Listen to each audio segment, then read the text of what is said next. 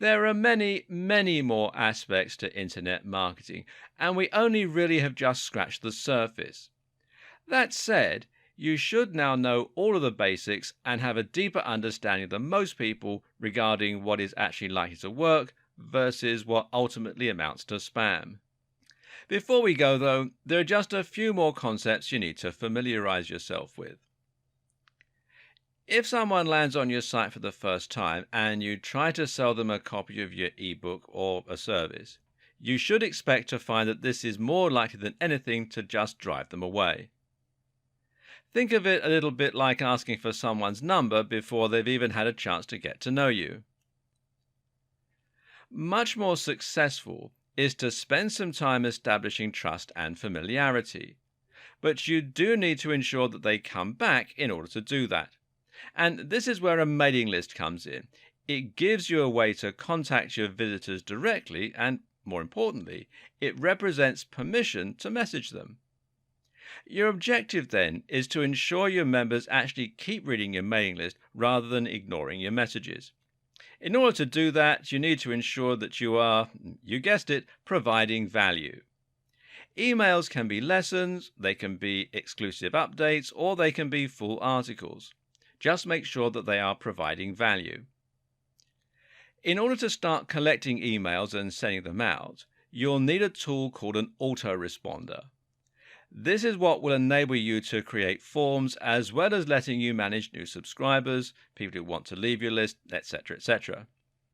Good examples of autoresponder services include Aweber, which you can find here at aweber.com, GetResponse, which is getresponse.co.uk in the UK and getresponse.com everywhere else, and MailChimp.com.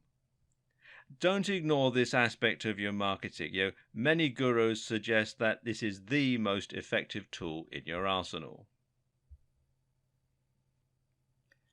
Press releases are short documents you send out to big bloggers and websites. The idea is to make your website or your product sound like news so that they will consider writing about it. The mistake a lot of marketers make is to think they can just promote their product, and that the news outlet is going to be happy to write about it and essentially provide them with free exposure. Now, this is not how it works. Like you, magazines and websites are predominantly interested in providing value to their readers, so they'll only tell you a story if it's genuinely interesting or exciting. So ask yourself, how can you make your brand something people will be interested in reading about? A publicity stunt is one answer. Doing something completely unique is another. Rather than targeting big blogs, though, why not consider targeting the smaller influencers?